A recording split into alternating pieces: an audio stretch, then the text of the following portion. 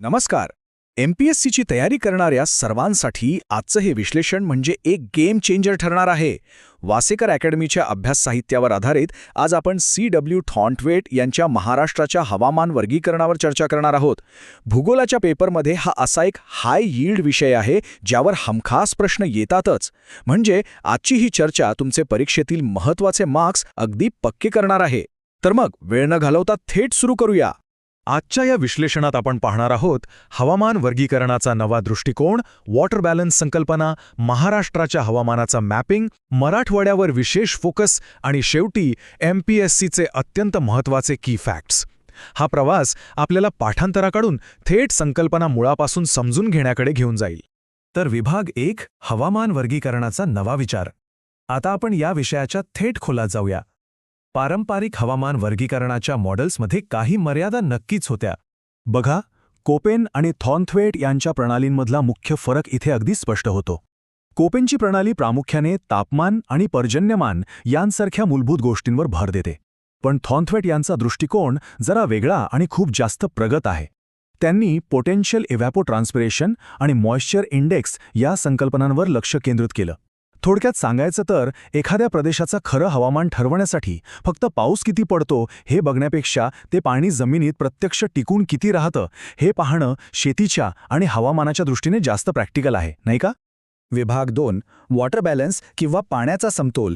ही संकल्पना अगदी सोप्या पद्धतीने समजून घेण्यासाठी आपण एका साध्या आर्थिक उदाहरणाचा विचार करूया. समजा पडणारा पाऊस हे आपलं उत्पन्न म्हणजे इन्कम आहे आणि वनस्पतींना लागणारी पाण्याची गरज किंवा उष्णतेमुळे जे पाणी उडून जातं तो आपला खर्च आहे.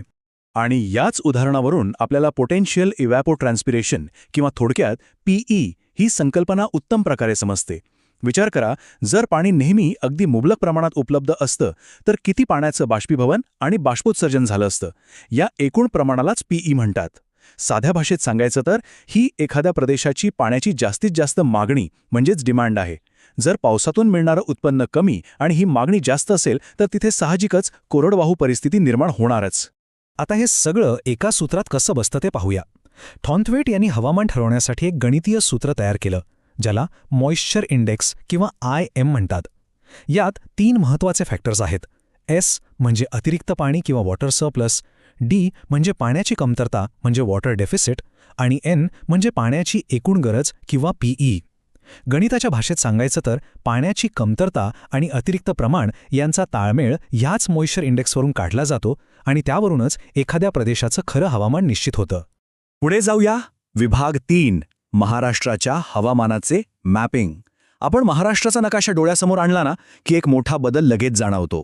पश्चिमेकडच्या अतिशय दमट आणि भरपूर पावसाच्या कोकण किनारपट्टीवरून आपण जसजसे पूर्वेकडे म्हणजे राज्याच्या आतल्या भागात जातो तसतसा कोरडेपणा कसा वाढत जातो हे थॉर्नथवेट यांनी त्यांच्या वर्गीकरणात अगदी अचूक पकडला आहे.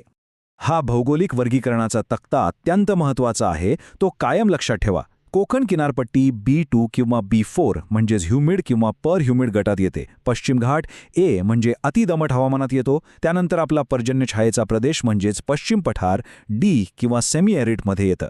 आणि ज्यावर आयोगाचे सर्वाधिक प्रश्न येतात तो मराठवाडा आणि विदर्भाचा भाग हा C1 म्हणजेच ड्राय सब ह्युमिड श्रेणीत मोडतो. हे इंग्रजी अक्षरांमधील सिम्बॉल्स परीक्षेसाठी एकदम मस्ट नो आहेत बरं का. आता वळूया विभाग 4 कडे, मराठवाड्यावर विशेष लक्ष. चला, आता आपण दख्खनच्या पठारावरील पर्जन्य छायेचा प्रदेश आणि तिथली हवामानाची आणि पाण्याची आव्हाने थोडी आणखी बारकाईने पाहूया. आता या वर्गीकरणाबद्दलची सर्वात रंजक गोष्ट म्हणजे D या अक्षराने दर्शवला जाणारा सेमी आरिड म्हणजेच निम्न ओसाड प्रदेश. हा प्रदेश पर्जन्य छायेच्या अगदी मध्यभागी आणि अत्यंत कोरड्या पट्ट्यात येतो. या D झोनमध्ये नक्की कोणते जिल्हे येतात तर यात प्रामुख्याने अहमदनगर, पुणे, सोलापूर आणि पश्चिम मराठवाड्याचा काही भाग येतो. या प्रदेशाचं सर्वात मोठं वैशिष्ट्य म्हणजे इथे वर्षभर पाण्याची मोठी कमतरता असते. म्हणजे बघा, पाण्याची मागणी भरपूर आहे पण पाऊस मात्र अत्यंत कमी. त्यामुळेच इथे प्रामुख्याने काटेरी झुडपे किंवा कोरडी पानझडी वने बघायला मिळतात. निसर्ग स्वतःला या पाण्याच्या कमतरतेनुसार कसं जुळवून घेतो याचं हे एक उत्तम उदाहरण आहे. पण मराठवाड्याचा सगळाच भाग काही D मध्ये येत नाही. बहुतांश मराठवाडा येतो तो या वर्गात. C1 म्हणजेच ड्राय सब ह्युमिड. हा पठारावरील एक अत्यंत डायनॅमिक आणि सातत्याने बदलत्या हवामानाचा ट्रान्झिशन झोन आहे. या C1 झोनमध्ये प्रामुख्याने पूर्व मराठवाडा, ज्यामध्ये नांदेड आणि लातूरसारखे जिल्हे येतात, आणि विदर्भाच्या काही भागांचा समावेश होतो. या झोनचं वैशिष्ट्य असं की इथे पावसाळ्याच्या दिवसात पाणी अतिरिक्त प्रमाणात म्हणजे सीझनल मॉन्सून सरप्लसमध्ये उपलब्ध असतं, पण जसा उन्हाळा जवळ येतो तशी पाण्याची प्रचंड तीव्र कमतरता भासायला लागते. हा भाग म्हणजे कोरड्या अंतर्गत भागाकडून पूर्वेकडच्या दमट भागाकडे जाणारा एक पूलच आहे. याचमुळे इथे ऋतूंनुसार हवामानात खूप मोठे आणि तीव्र बदल पाहायला मिळतात. विभाग 5 MPSCचे अत्यंत महत्त्वाचे की फॅक्ट्स. आता आपण या विश्लेषणाच्या सर्वात निर्णायक टप्प्यावर आलो आहोत. आयोगाच्या प्रश्नांची अचूक उत्तरे देण्यासाठी हे फॅक्ट्स तुमच्या कायम लक्षात असणं अगदी मस्ट आहे. तर इथला सर्वात महत्त्वाचा मुद्दा हा आहे की हे तिन्ही आयडेंटिफायर्स पक्के लक्षात ठेवायचे आहेत. पहिलं म्हणजे मराठवाड्याचा बहुतांश भाग हा C1 म्हणजे ड्राय सब ह्युमिडमध्ये मोडतो, तर पश्चिमेकडील कडा Dमध्ये येतात.